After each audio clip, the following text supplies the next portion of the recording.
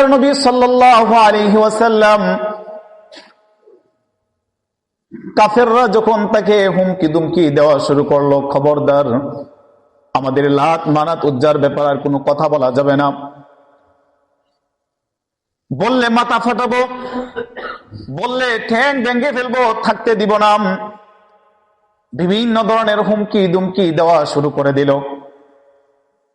রাসূল সাল্লাল্লাহু আলাইহি ওয়াসাল্লাম চিন্তায় পড়ে গেলেন। আমার চাচা আবু তালিব ছিলেন, আবু তালিব দুনিয়া থেকে চলে গেল, যেতে না যেতে হুমকি দুমকি চলে আসলো।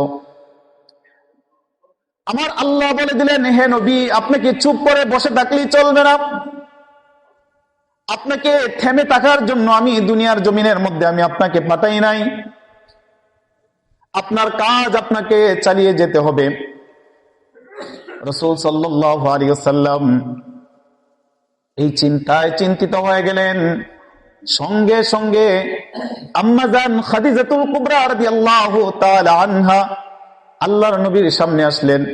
ইয়া রাসূলুল্লাহ, আপনার কাজ আপনি চালিয়ে যান, আপনার কাজ আপনি চালিয়ে যান, আমি আপনার পাশে আসি।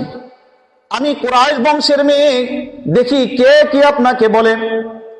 আমার টাকা পয়সা অর্থ সম্পদ যা কিছু আছে সবকিছু আপনার কদমের মধ্যে দিয়ে দিলাম, আপনি খরচ করুন।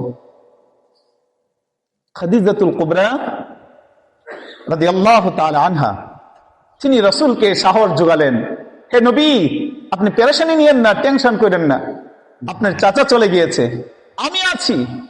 আল্লাহ যা আপনাকে দায়িত্ব দিয়েছে, আপনার উপরে যে দায়িত্ব এসেছে আপনি তা পালন করুন, আমি আপনার পাশে আছি। আমি কুরাইশ বংশের মেয়ে, আমার টাকা আছে, অর্থ আছে, সম্পদ আছে, যা কিছু আছে সব কিছু আপনার এই পবিত্র কদমে দিয়ে দিলাম, দিনের জন্য আপনি খরচ করুন। কি মহিষী নারী ছিল! হ্যাঁ, আমাদের মা বোন আর তখনকার মা বোন।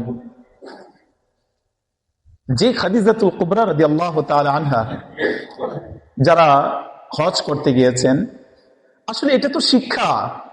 মানুষ তখন স্বাভাবিক থাকতে পারে না, কেন? যারা ইতিহাস জানে।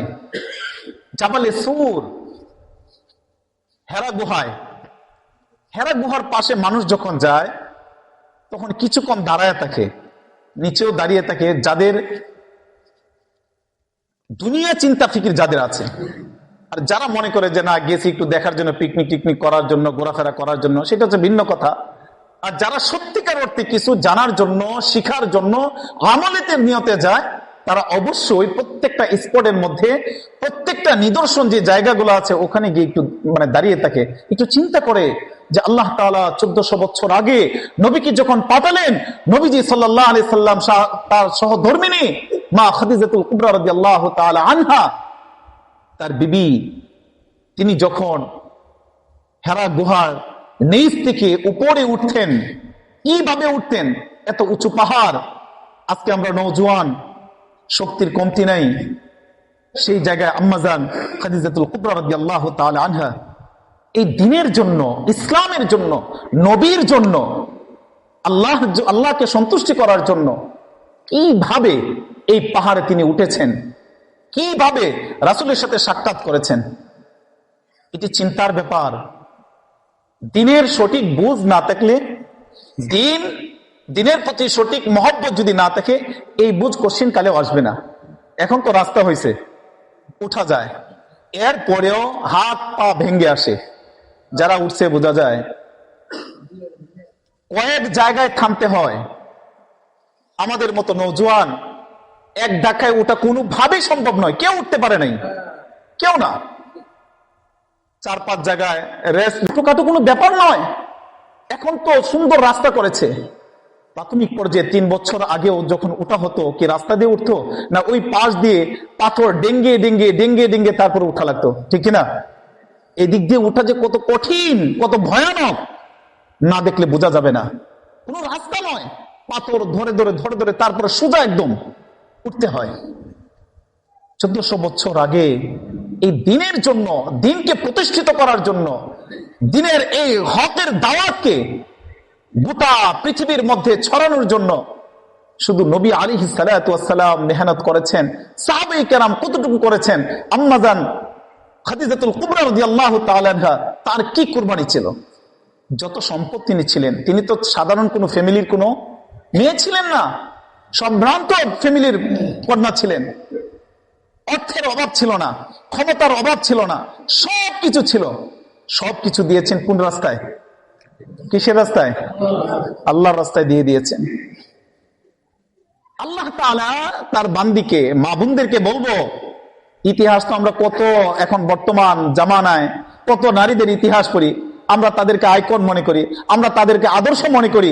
আরে এটার নাম আদর্শ নয়, এটা জাহান্নামের সার্টিফিকেট ছাড়া আর কিচ্ছু না। আদর্শ যদি নিতে হয় আম্মা জান খাদিজাতুল কুবরা রাদিয়াল্লাহু তাআলা আনহা, তাদের আদর্শ আপনাকে নিতে হবে। আম্মা জান আয়েশা রাদিয়াল্লাহু তাআলা আনহা, তাদের আদর্শ নিতে হবে।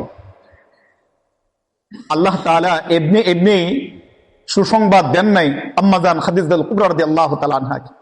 আল্লাহ নবী সাল্লাল্লাহু আলাইহি ওয়াসাল্লাম যখন তার সহধর্মিণী দুনিয়া থেকে বিদায় নিলেন, কবরে গেলেন, হযরত আবু বকর রাদিয়াল্লাহু তাআলা আনহু বলছেন, ইয়া রাসূলুল্লাহ, এবার চলুন। আল্লাহর নবী কি বলেছিলেন? হে আবু বকর, যতক্ষণ না পর্যন্ত আমার খাদিজার সওয়াল জবের জবাব আমি যতক্ষণ পর্যন্ত না দিব, ততক্ষণ পর্যন্ত আমি এখান থেকে যাব না। সুবহানাল্লাহ বলবেন না? সেদিন আল্লাহ তাআলা কি বলেছেন? আল্লাহ তার নবীকে জিব্রাইল আলাইহিস সালাতু ওয়াস সালামকে বলেন, হে জিব্রাইল, যাও আমার বন্ধুকে বলো আজকে খাদিজার প্রত্যেকটা প্রশ্নের উত্তর স্বয়ং আমি আল্লাহ তাআলা দিয়ে দিব। সুবহানাল্লাহ। কতটুকু খুশি হলে, কতটুকু দিনের পথে চললে আল্লাহ খুশি হয়েছেন, আর সেই খুশি হয়ে তার প্রত্যেকটা জিনিসের দায়িত্ব রব্বুল আলামিন নিয়ে নিয়েছেন। সেই খাদিজাতুল কুবরা রাদিয়াল্লাহু তাআলা আনহা তিনি বলছেন, ইয়া রাসূলুল্লাহ, উদউ ইলা সাবিলিক। আল্লাহ তাআলা আপনাকে থামার জন্য বলেন নাই, আপনার কাজ চালিয়ে যেতে বলছেন। আপনার কাজ আপনি চালান, আমি আপনার পাশে আছি। যা লাগে সব আপনার এই পায়ের নিচে আমি দিয়ে দিলাম। দিনের জন্য খরচ করেন, দিনের জন্য ব্যয় করেন, আপনার কাজ চালিয়ে যান।